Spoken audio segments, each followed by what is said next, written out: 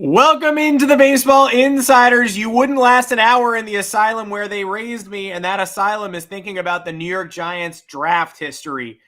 Thanks for joining us. We're here to talk about the week in ball, some devastating injuries, a potential call-up, and a very impactful one, and one of the worst teams, if not the absolute worst, in modern baseball history. What went wrong? Spoiler alert, the whole thing. Here to talk me through it is FanSided's MLB Insider Robert Murray. Robert, welcome. NFL Draft Thursday. We did it. How are you doing? Dude, I'm great. I'm psyched for the NFL draft. I've been watching draft content with my buddy Max basically all day, all week. Also, shout out to having the 5 TVs set up where I'm actually able to also watch baseball in addition to the draft content. So that's a good time. Vibes are high. Life is good. Adam Weinrib, how are you? And I am sorry for whatever your Giants are going to do tonight because we all know it's going to not be very good. Could they be going QB at 6? Could they move up from 6? Would my life have been a lot easier if Daniel Jones hadn't pulled off a miracle comeback against the Arizona Cardinals, then gotten his leg torn in half, giving us an extra win that we did not need that sent us further down the draft ladder? Who is to say? All I know is after tonight, I'm going to have do stuck in my head for 3 full days, if not longer. And it's only going to be worse for you because you have multiple TVs, so you probably hear it 5 times every time a pick gets made. Dude, it's going to be brutal. Yeah, we'll figure what we're going to end up having as far as a setup here is we're going to have ESPN on one, NFL Network on the other, Eagles War Room on one, Packers War Room on the other, and we also got Bears fans coming over. So we're gonna have the Bears War Room camp. So we're gonna basically have all 5 TVs going for the draft tonight. It's gonna be pretty sick. No room for Knicks Sixers game 3 in Philly. Can't find some space for that. No, go Birds. That's the only Philly team I'm rooting for tonight. Well, you've got the draft war rooms up. Obviously, these drafts are going to affect betting odds and the way that different fans feel about these teams. And if you're interested in getting in on that, DraftKings is offering a fantastic sign-up bonus for new users. New customers can place a $5 first bet on any sport to instantly claim $200 in bonus bets when you sign up with our code Baseball Insider. You'll also receive 1 no-sweat single-game parlay every single day. The best part is you'll get both rewards even if your first bet loses. Using our code Baseball Insider not only gets you these bonuses, but it also directly supports our podcast. If you've been signing up for DraftKings, if you've been considering it, or if you've been doing it for days, you haven't finished it yet, enter our code before you officially hit that button. Make sure to use the code Baseball Insider to maximize your first bets. This offer is only available to new customers who are 21 plus and physically present. Legal gambling states. Please remember to always gamble responsibly. Check the episode description for the full terms of the offer to see if you qualify. And now it's official. I've proven I can read. If you want to join us in the Discord, we'd love to have you, by the way. Our Discorders often show up in the comments here. You can join at multiple levels. The All-Star tier gets you a private Zoom with us once a month. And if you are in the Rumor Mill tier, you get access to Robert's thoughts in between shows and have the ability to converse with us. If you have questions you want answered between shows, we again welcome comments. If there are any questions today at any point, shout them out. Let us know. We'd be more than happy to answer them. But for now, we're going to start with some of the devastating injuries that have affected the season already. The Red Sox do nothing but battle. They have already lost Nick Pivetta. They have already lost Lucas Giolito. But this week, they lose Brian Bayo out of nowhere to a lat injury and Tristan Casas to a rib fracture that's going to sideline him for quite a while. Everyone being very ominous when they talk about him in hushed tones. They do not want to tell anybody when he's going to be back. Also, Blake Snell and the Giants, 3 subpar starts, injured with an adductor injury. That's probably not long-term, but you have to at least describe that a little bit to the abbreviated spring training. And the Cubs, also with the ribs, lose Cody Bellinger. The epidemic in baseball this year so far extends beyond elbow injuries. I posit to you, which of these 3 teams, all in very different positions, but all competing at this point in time, none of these are also Rans, which of these teams will be hurt the most in the standings by these injury problems? You know, for me, I look at it and I think it's going to end up being the Red Sox who are impacted by this the most. And losing Tristan Casas for a while with that injury is obviously a huge blow. But if you look at that rotation, it's taken a beating since even before the season started, losing Giolito for the year. And now they're without Bayo, Pivetta. Their rotation depth was a huge question even coming into the year. Now they're down 2 of those guys. I think that's going to end up really hurting them. They're 14-11 right now, so they've been able to withstand it, but just for how long, I am not exactly sure. I know we're going to be talking about Garrett Cooper here in a little bit. I think he can end up being a solution there, but I'll save that kind of insight for a little bit down the road here. But as far as the other guys here, Cody Bellinger and Blake Snell. Snell, he was obviously the late free agent signing for the Giants. Huge move, 2 years, $62 million with an opt-out after the first year. He was supposed to end up going atop that rotation and pairing with Logan Webb, Kyle Harrison, and the rest of that group there and making just a dominant group. But yet, after 3 starts, he has an ERA over 11, has looked nothing like he has, and it's brought a lot of questions about him. But I think, obviously, it hurts having him go on the IL, but maybe taking a step back can allow him to get back on track, because with him signing on March 20th, he did not get to play in spring training at all. Obviously, he worked out at different Boras facilities trying to get ready for the season, but that's not what spring training is. Spring training is used to build up the arm to get in-game action, and he was not able to get that. And he, for the first 3 starts, was really seeing the consequences of that. So I think maybe a step back can kind of help him. As far as Bellinger goes, he was just getting back on track for them. And they said that the x-rays were negative for him, and there was at least some hope that he wasn't going to be missing any meaningful amount of time. But yet he underwent an MRI the day after when the swelling went down, and he had 2 fractured ribs. So he'll be out a fair amount of time. I don't think it's going to be a super, super long-term absence, but that's a huge blow for them. But that being said, they're still 15-9 and a half game back in that division. So they're in a good spot. They have some young prospects that they can call up. Pete Crow Armstrong is who's replacing him. And obviously the big ticket item that they got for Javi Baez. So, I think it'll end up being okay for them. And it's not like he's going to be out for the year. So I think the Cubs will be okay and get Bellinger back before too long. Yeah, the common theme here is that these are obviously devastating injuries, but it's more devastation for teams that have already weathered a lot of storms and the Cubs are 15-9 and competing for the Central. The Red Sox are 14-11 right now and are playing pretty solidly again, playing catch up on the road at the Guardians today. They don't seem to be letting any of this affect them. They had a couple really bad home series, but they go on the road. They play an elite team like Cleveland. They look pretty good. All they do is battle. So eventually they may feel the impact of Casas in the same way that it took them a few days to feel the impact of losing Trevor Story. And then it kind of hit them all at once. And then they had that tough home series against the O's and against the Guards. I do think the Red Sox have been hit with the biggest blows here, but that is nothing new for Boston so far this year. And so that brings us to the replacements, because of all of these players, the Cubs just sort of go, okay, PCA, you are the beneficiary of Bellinger's absence. That makes perfect sense. The Red Sox are going to need to fill first base for a while. They've also needed to fill shortstop for a while. And in Trevor Story's place, they went with David Hamilton up from AAA, whose defense already cost them a couple games last week and still has fans wondering, hey, are we going to get a major league upgrade here? Are we good with the internal stuff? First base, you lose Casas for what I assume will be months at this point. It leads fans to seek external validation. Makes all the sense in the world, too. I don't think you can't just punt the first base position. You can't just hand it over to Bobby Dahlbeck, I would say, especially after a pretty good start to the year. A lot of fans have connected the dots to one particular player in Boston. So I'm here to ask about that man specifically, as well as any other potential external additions for the Red Sox. Yeah, so that man that you're referencing obviously is Garrett Cooper. He is a player that they showed interest in the offseason, and I thought there was maybe a fair shot that they'd sign him, but he ended up signing a minor league deal with the Cubs, and he looked really good in a short amount of time with the Cubs. And I thought that was going to end up being something that they really considered having him there for the entire year.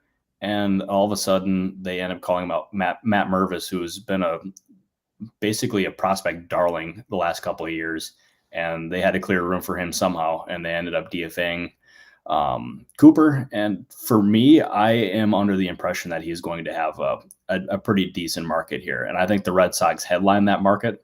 That makes all the sense in the world. They can sign him for super cheap, and he can end up being that veteran option for them. And obviously he's not going to be the same kind of impact player that Casas is, He was having a good year, but his strikeout rate's is a little higher than it was.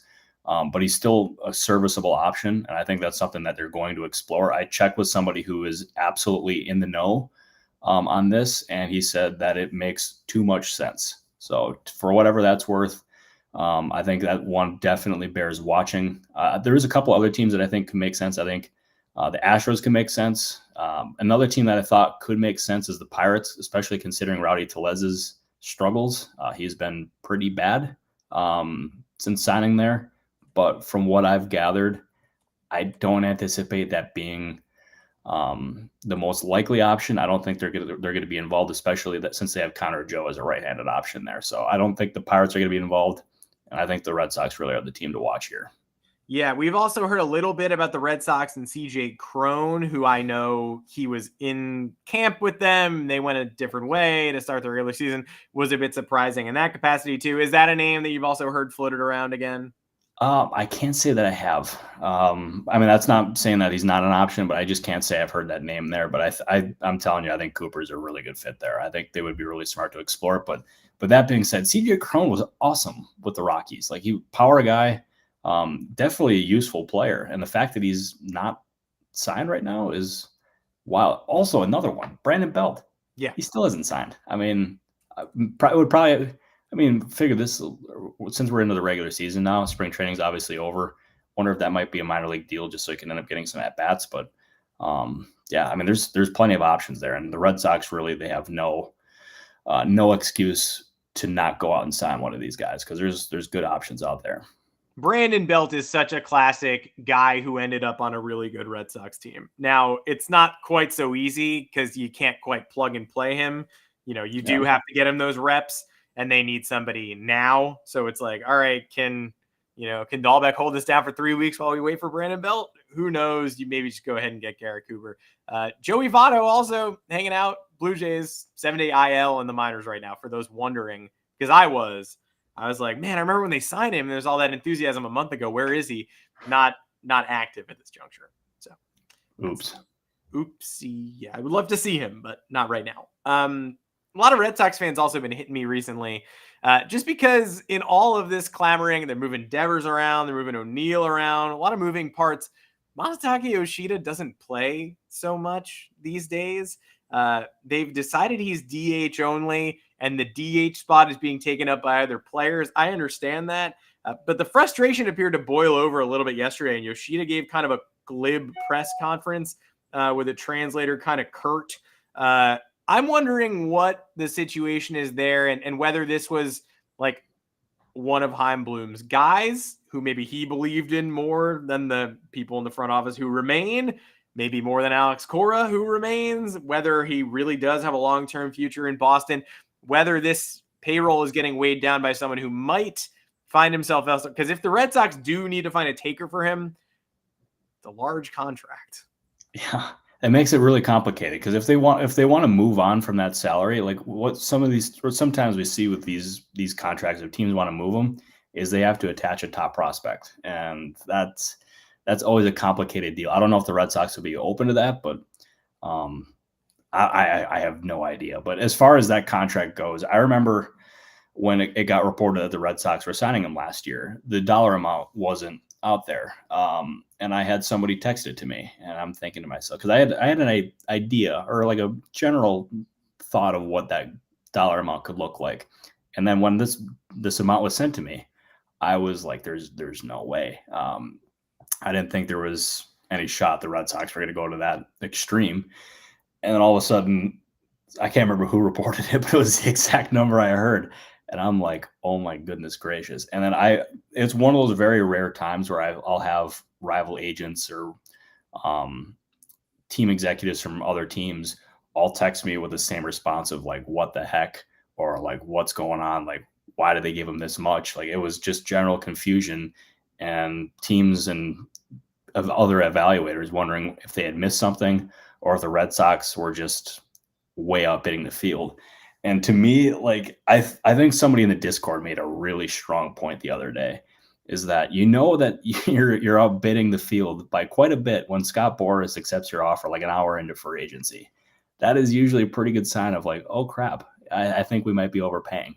So it was a head-scratching move. I don't know who was behind it with the Red Sox, but obviously Bloom was the leader in the front office, so you have to think he was pretty heavily involved with that. But yeah, it was a head-scratching move at the time. Obviously, like, he had some good moments last year for sure, but this is it's a very fascinating how just exactly this has turned out, and the Red Sox might be stuck here.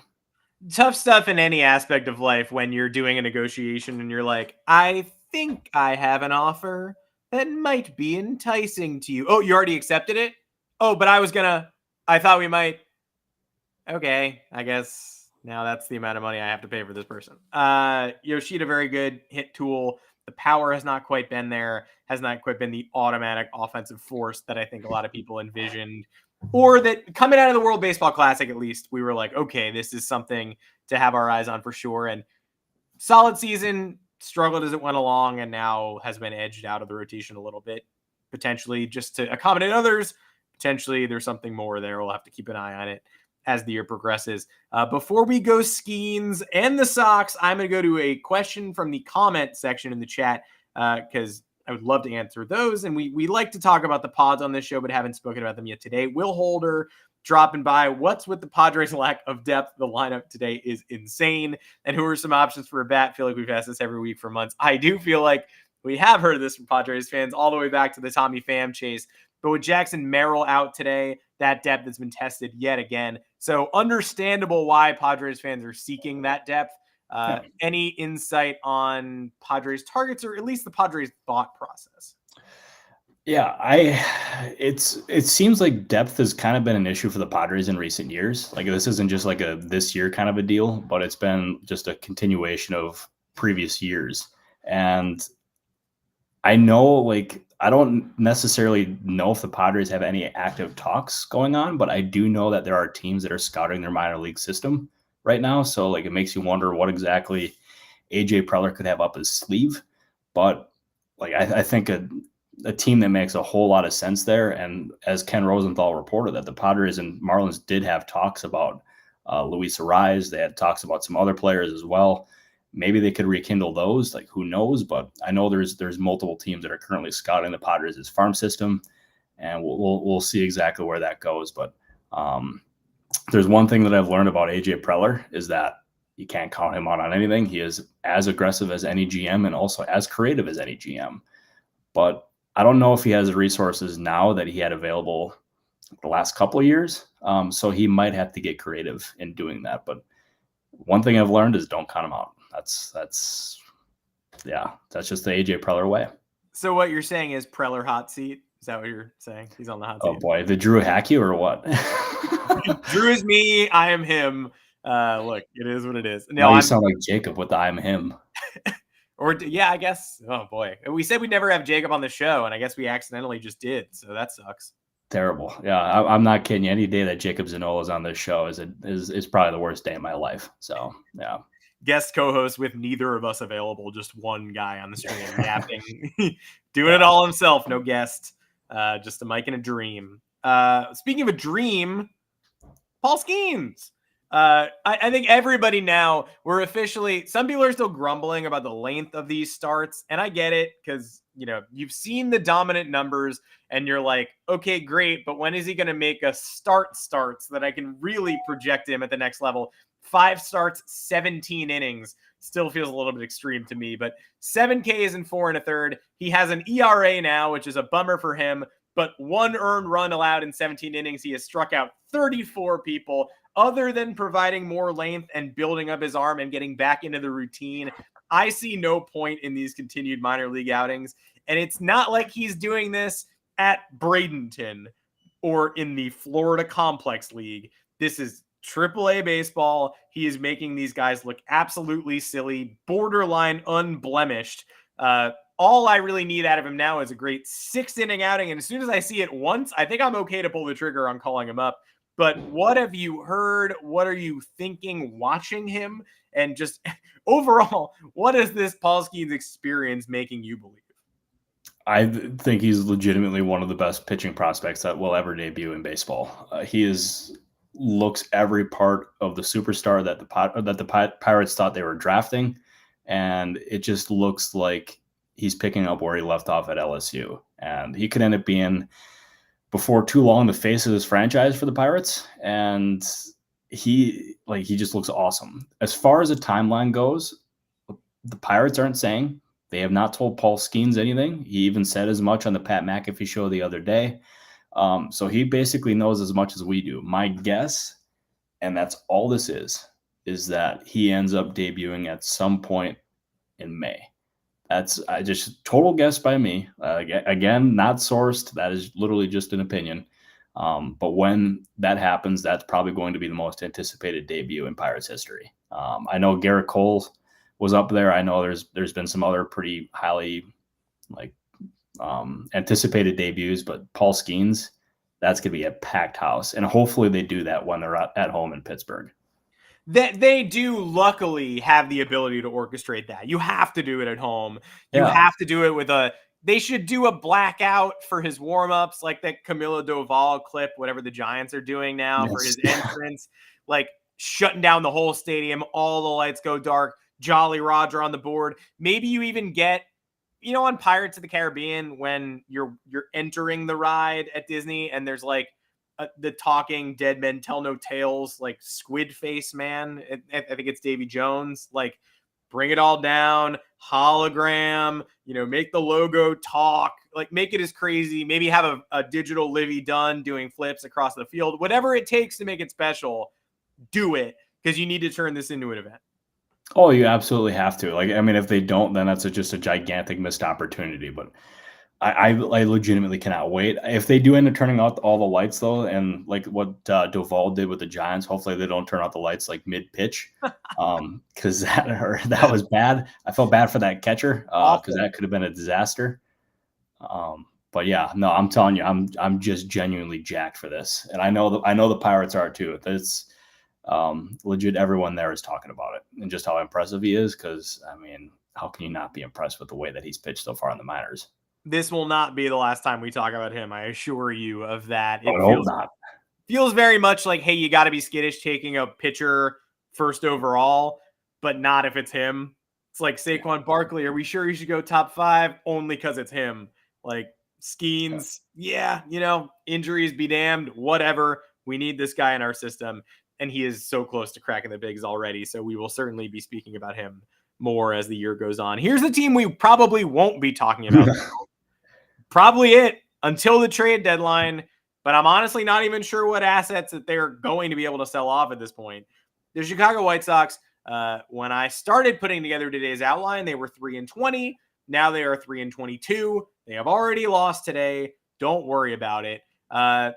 Offensive numbers, these are a couple of days. Entering play on Wednesday, they were hitting 192 as a team.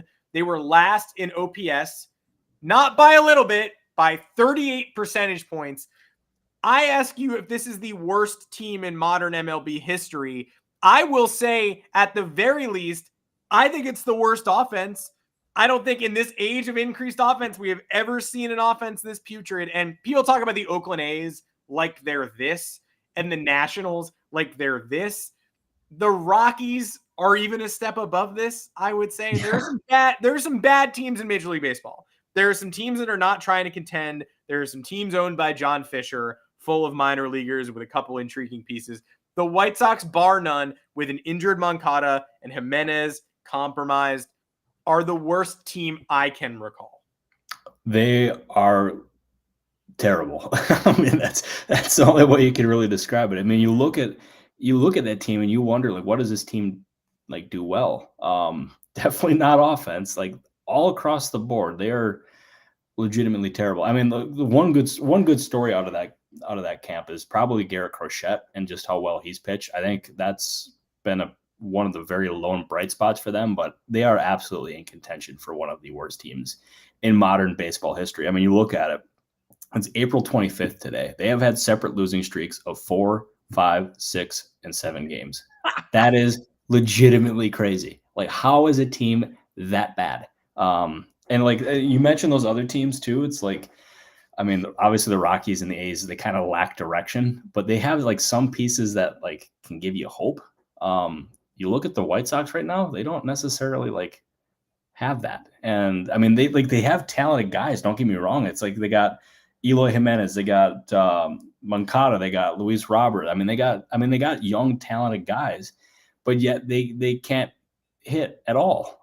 It's just crazy to me. And you also mentioned the Nationals. I think they're going to be one of the best teams in the NL before, maybe give me a few years yet. Yeah. But they have the pieces where they kind of have, this is a dangerous thing to say, and I'm well aware of that as I'm saying it.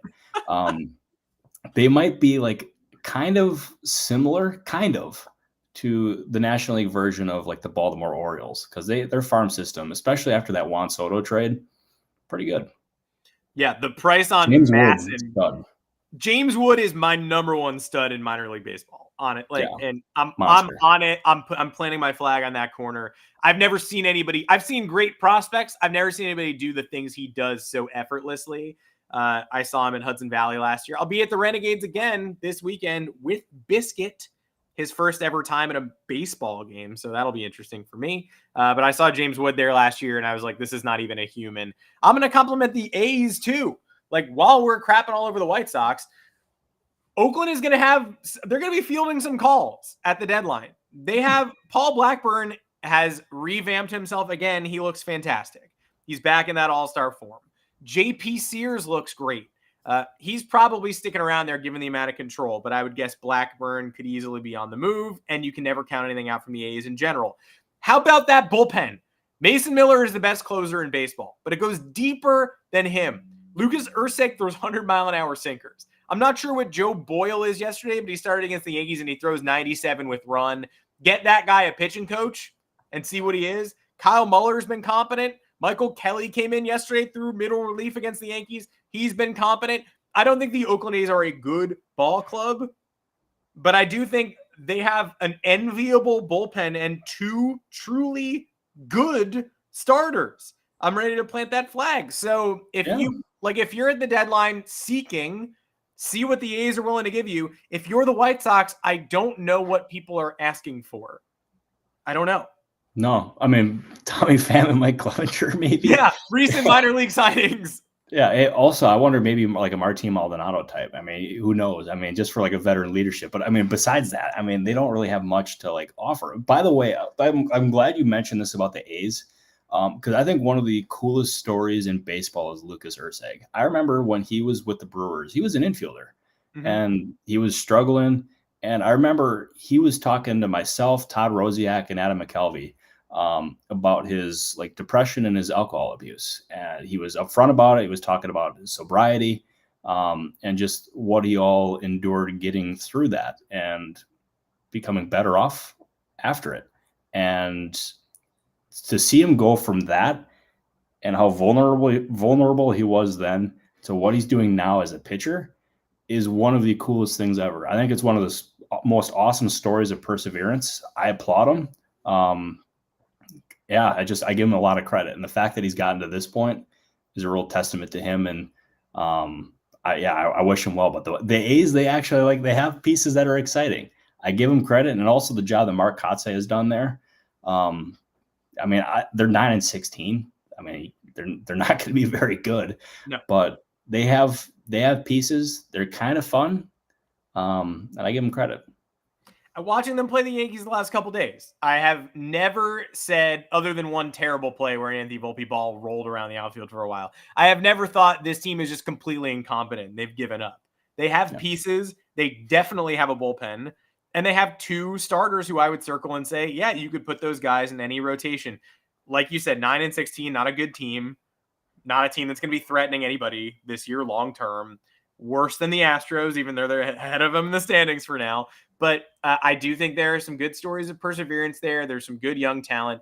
And Urseg, like you said, was an offensive player up until the pandemic. He even was an offensive player in 2021 at AA Biloxi a bit. It's a very recent transition for him, and he was nasty in that opening game of the Yankee series, and I look forward to seeing more from him for sure. No, me too. He's one of my favorite players in baseball just because of the story. I'll never forget. It was just a conversation that we had it was at spring training in Maryvale. It was just went up to him, not expecting that. Like I had a couple questions, like small questions, and all of a sudden he started opening up about this and just he went into detail about everything. And it's like, wow, I love that conversation will forever stick with me. Yeah, just a very easy guy to root for. I'm just happy for him. Well, I'm glad we started talking about the White Sox because it somehow got us here. Well, thank you, as always, Robert, for talking us through the behind the scenes, trying to get Garrett Cooper a new gig, and shouting out Lucas Ersteg with a story that I certainly had not heard before, and I doubt that many of our listeners had either. We will be right back here on Monday, 3:30 Eastern. You can't miss us. Same YouTube channel, same spot, same audio feed if you are a Spotify or an Apple Podcast listener, or you got another podcast feed. Final predictions for the NFL draft tonight. Any big shakeups? What are you eyeing on your 35 different television feeds? I would watch for the Eagles to trade up. Kenyon Mitchell or Terrion Arnold is what I'm kind of gathering here. If they stay at 22, I don't know. Maybe it's an offensive tackle, but I think this is the year they trade up and try to get one of the cornerbacks. Yeah, that's what I'm thinking. What about you, Adam? I fear JJ McCarthy on the Giants. I'm not sure why. There's been some late rumors that the Patriots are willing to give up Drake May if they get overwhelmed with an offer. I just don't foresee the Giants being the ones to overwhelm them with an offer. I don't think Joe Shane, with that money committed to Daniel Jones, is also going to give up a full, with so many holes on the roster, is going to give up a full additional year of capital unless he is so positive that May is the guy. So if you see the Giants trading up for Drake May, that means this regime is staking their entire future on him, not just being the quarterback, but being an all-pro MVP type level quarterback. Because otherwise, you don't do it. I fear JJ McCarthy being the pick at 6 instead, not letting the Vikings trade up ahead of them and going to grab McCarthy. But it would make more sense from my perspective to either go all in for May, if you really believe, or get one of these wide receivers. Odunze is my guy. Malik Neighbors also seems to be a pretty good fit. Although Malik Neighbors was laughing at the Giants the other day on Instagram Live. So might want to do a second interview with him before the draft is official to assure him that Daniel Jones is not your quarterback moving forward, because he found that idea very funny on Instagram Live, which, again, not the kind of guy I need to bring into the building when Rome Odunze is probably on the board. Yeah, no, I agree. Well, hopefully you're miserable and you get the quarterback. I got to be selfish. Yeah. I'm a Birds fan. Of course. I expect nothing less. I expect Sixers fans to tell me about the Knicks stuff, the most incredible Knicks sequence in 30 years the other day at the end of that game. I will be live on the draft show tonight for picks 1 through 10 on the Stacking the Box channel, FanSided's YouTube channel. So you can see me there if you want to see me react to the Giants pick live. Otherwise, Robert and I will, I'm sure, recap the draft a little bit next Monday. Robert, thank you so much, man. Thanks for joining as always. Good show, I would say, as always. Take care. Let's get back after next week.